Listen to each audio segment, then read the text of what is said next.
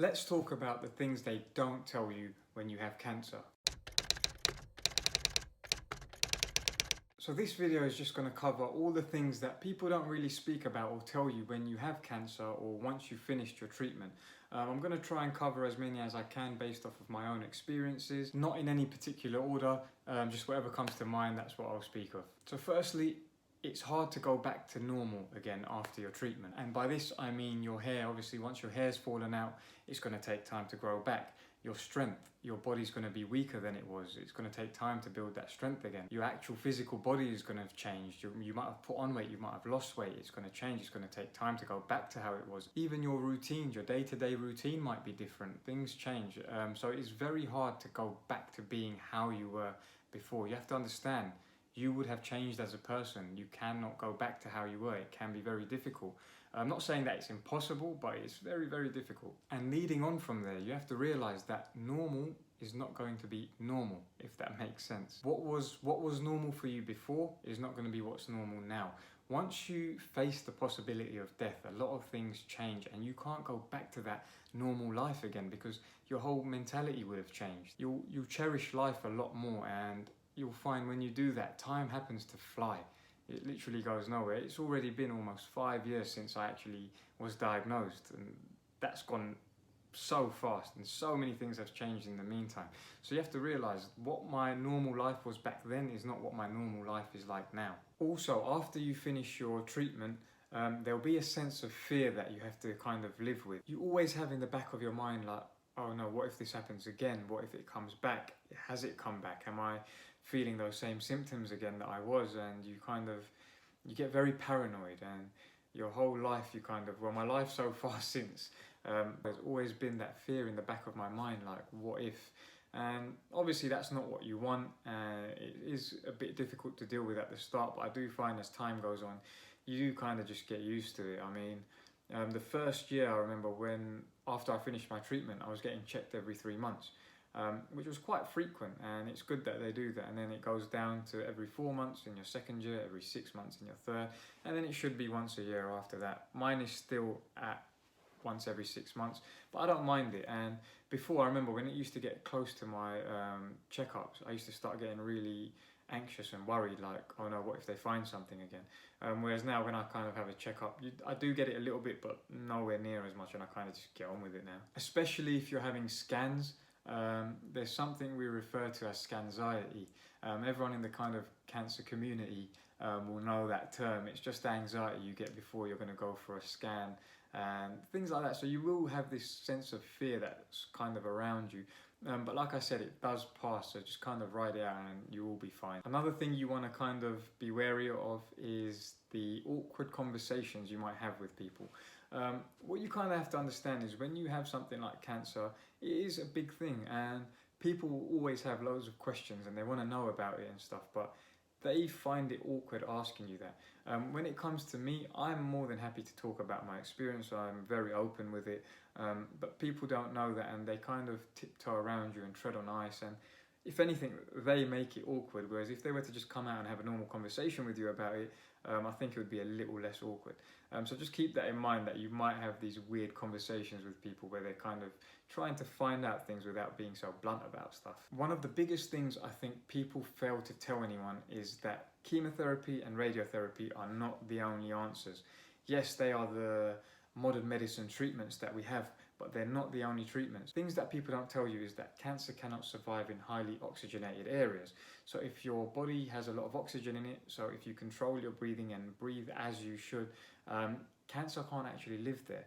Another thing that cancer hates is an alkaline environment. I've mentioned this in a lot of my videos. When you have a highly acidic diet, your body becomes acidic, and cancer thrives off of that and it loves it.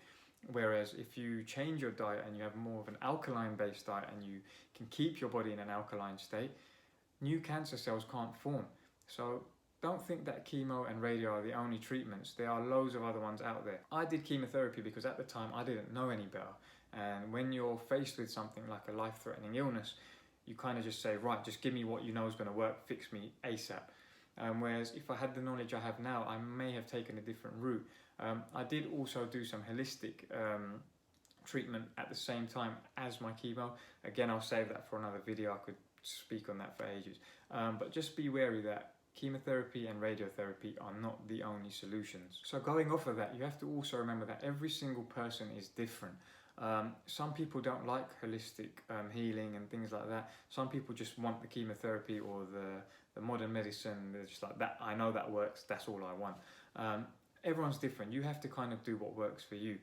I remember I was approached, this was a year or two after my treatment, by someone who was suffering from Hodgkin's lymphoma as well. And she hadn't made her mind up on what kind of route she wanted to go down. I presented her with the options that I had at the time, and she went and saw the same people I went and saw. But at the end of the day, she decided to just stick with chemotherapy and fully listen to what the doctors said, and did that. Whereas I was a little bit, I kind of did what the doctors said, but I kind of did what I wanted to do as well, based off of my own research and my own knowledge. So everyone's different. You kind of have to do what works for you. Everyone's going to have an opinion on it, so you can't just listen to everyone and kind of, that's going to confuse you even more. Just make up your mind and do what you know is going to be best for yourself. Now, one of the biggest things that everyone fails to tell you is cancer is not scary. Cancer is not scary at all. When you think about it logically, right? Cancer is just your cells mutating and multiplying faster than they should. That's all it is. It's something biological, right? It's not scary. It just happens, right? Your hair grows, your cells change, your cells regenerate, your body's growing new cells all the time. It's just happening quicker than it should. That's all. It's not the cancer that's scary. It's the treatment that's scary. People fear the treatment. There are so many negative side effects of something like chemotherapy. That's what people are afraid of. People are afraid of, am I going to even make it through that? Am I going to be able to deal with these side effects? So just keep that in mind.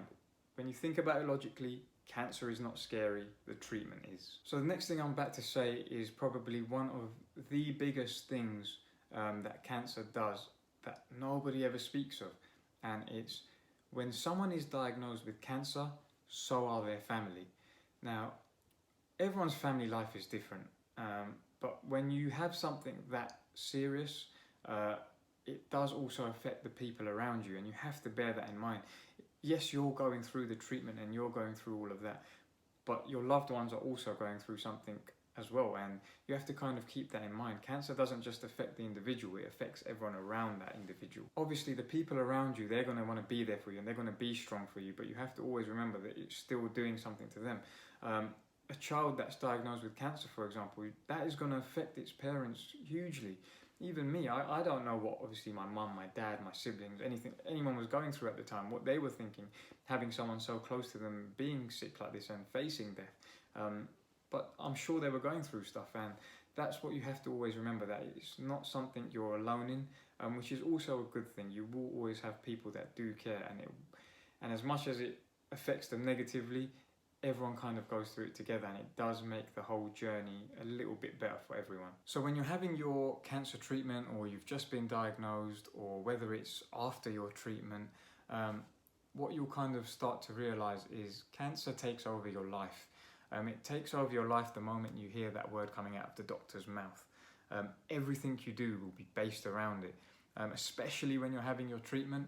It's literally your life. I mean, you're not worried about work or your relationships or anything like that. All you're worried about is staying alive, and it takes over.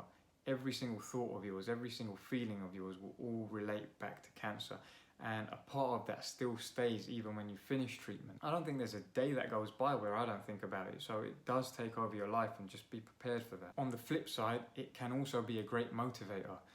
When people are faced with something like death, they feel like there's so much more to life, and there is, and that can motivate people to do great things.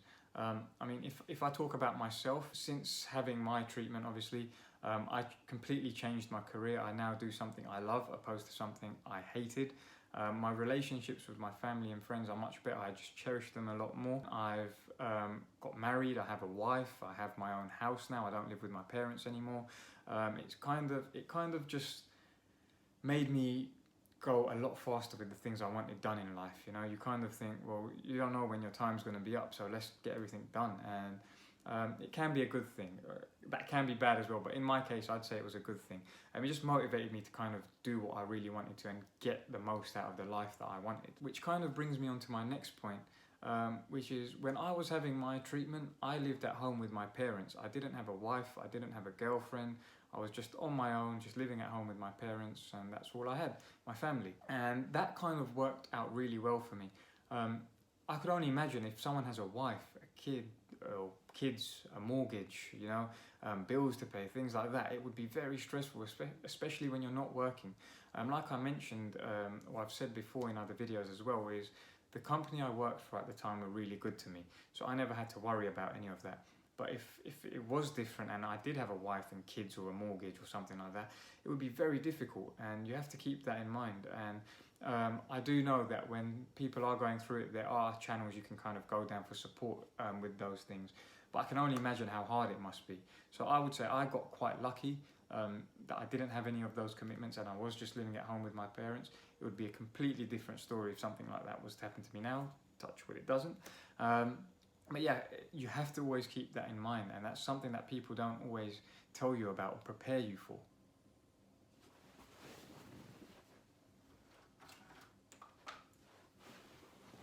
Sorry, I just had to get up and close the blinds. The sun was starting to come into my face. It's actually a really sunny day today, which is brilliant when you live in London. But anyway, back to it. Another thing that people don't tell you about is the attachment you will get to the doctors and nurses that are looking after you while you're sick. My hematologist was an amazing, amazing woman. She was probably the best doctor I've ever come across in my life, and I fully trusted her with my life. She was from New Zealand, and shortly after my treatment finished, she kind of went back there to work for a year. She ended up getting married to someone out there, and now she lives there permanently, so she's not coming back. So she's gone, and since then I've kind of had locum doctors, and I've never had that same connection with a doctor again. And the ones they have kind of given me for my checkups, I've never been completely happy with them. That attachment will always be there. To me, I feel like this woman helped save my life, and she's always going to be a part of it, and I'll always remember her. So you do get attached to them, and it's something, once your treatment kind of finishes and they say, okay, see you later now, you're kind of like, whoa, was that it? Is it like, do you know what I mean? It's over. And that attachment still stays there, and for some people it can be difficult to get away from. Which kind of brings me on to my next point, which is when you do finish your treatment, you're done, and they won't see you the same. I mean, when I was getting my treatment, it seemed like all the doctors and nurses cared so much about me, and then literally as soon as I'd finished, it was like, see you later now. And that was it. And I remember once I had a bit of a scare, and I called them up and I was like, oh, can I come in quickly and you guys can check me? And they were like, no, we don't do that. We can go through things with you on the phone, and if we believe there's a reason for you to come in, then come in, otherwise no. Whereas whilst I was having my treatment, the smallest issue, they were like, come in, let's have a look at you. So that does change, and you kind of feel like you're not important anymore to these people. I'm sure you still are, but that's how it feels because of that attachment you have. But one of the best things I'll say that comes from having cancer is you will find out who truly cares about you and who doesn't. And that is the biggest takeaway I have from it. I know I've touched upon this previously and in other videos, but once you finish treatment, or even during your treatment, you will have a different outlook on life. Your whole perspective on things will change. And I always speak about how this was such a big thing for me, and I love the fact that I thought differently, and the way I think now, I prefer it much more to how I was. But there can also be a negative to it that you have to keep in mind that not a lot of people speak about, which is the feeling of loneliness. Now, I remember when I finished my treatment, I saw life completely differently. I didn't want to plan for life anymore. The way I saw it was, you can plan all you want, but life can throw something at you that throws that all out of the window, And these are the kinds of issues I had. So for example, my wife loves planning things. She's a planner, and I was a planner at one point. But after I finished my treatment, I kind of didn't like planning anything. I remember when we first kind of got together, she used to plan so much, and I used to be like, I don't want to make any plans. I don't want to plan anything at all, zero plans. And we'd kind of clash on that. It was two complete opposites. And that's where I kind of had to learn that, okay, you can plan some things, but try not to plan every little thing. And that's the kind of balance I have now. But at the time, I didn't want to plan anything. And that's just one little thing. I mean, there's so many things, like I said, I could make a whole video on how my perspective changed and my outlook on life changed. But that was just an example. And you have to keep that in mind. When you think like this, not a lot of people do. And people that haven't been through something similar, people who haven't had a life-threatening illness, they don't see things like you did. And they'll see things how you used to see them. And that can make you feel very alone. You'll feel like no one understands you. And it's really strange because you could have literally all the people in the world around you. You could have your friends, your family, your closest people all around you, supporting you and being there for you, but you will still feel alone, and it's not a nice feeling. But I think it's something that a lot of people do go through in the cancer community post-treatment, and it's something that isn't really spoken about. But there are again ways that you can deal with it. Speak to people. If you feel like you need counselling for it, get that. Seek out professional help. Do what you need to that will work for you to help overcome that, because it can be a horrible feeling and it can sometimes take over. Now, a lot of people, they turn to religion in times like these and things like that. I mean, I was never the most religious person. I always believed in a God, and I would say I was fairly religious beforehand. I would say after having cancer, I'm not more religious, but I'm more spiritual. If anything, I'm probably less religious than I was, but a lot more spiritual than I was. So one of the things people don't tell you is that spirituality and religion both play a major part in cancer and the treatment of cancer. Again, I could make a whole video on it, but it's something that kind of helped me get through it, and I know it helps so many people around the world every day. So just keep that in mind. You might have been the type of person that was never believed in a God, or was never spiritual, or believed in something greater than us, or anything like that. But it could be something that helps you along your journey, and it could be something you turn to. If it's something that comes along your way, don't turn it down, look into it. It's all a feeling, and that's kind of what I've learned to go by, feelings and emotions, and that's where kind of spirituality comes from. But again, I won't get too deep into that. But again, those are two major things that people don't really speak about, but they do play a huge part in helping people get through this. So I know I've spoken for quite a while now about all of these things. There's probably loads more that I haven't even covered. But the one thing I want to say, and the final one I want to finish with, is it might be a little bit daunting, but nothing will prepare you for this. I mean, you can watch all of my videos on YouTube. Please do. I like to think everyone does that anyway. But you could read up everything. You could watch all the videos. You could do as much research as you want. You can talk to people who have been through similar things, but nothing is going to prepare you. Everyone's journey is different. Your journey will not be the exact same as mine, and mine has not been the exact same as anyone else's. There could be a million different people with cancer and a million different journeys. So nothing is fully going to prepare you. So get as much knowledge and information as you can, but then kind of just take your own journey and ride it out. And you'll come out the other end a much, much better person and a stronger person. And honestly, I always say this, but it was a blessing. I know it's one of the most horrible things I've kind of been through in my life, but it was a blessing in disguise. And in a way, I'll forever be grateful that it happened to me, because if it hadn't have, I know my life would probably be worse than it is right now. So again, I hope you found this video informative and helpful. If you did, please comment below and let me know. If you have similar things that I've kind of discussed, or there might be things I haven't discussed that you want to kind of speak about. So I've tried to cover as many of these as I can. I might have missed any. If I have, or there's ones I haven't touched upon that I might not have experienced but you might have, please leave them in the comments below. I'd love to hear from you. If you haven't already, please subscribe to my channel. It would mean a lot to me. And as I always say, please go and follow me on my Instagram. It's at DNAFitnessUK.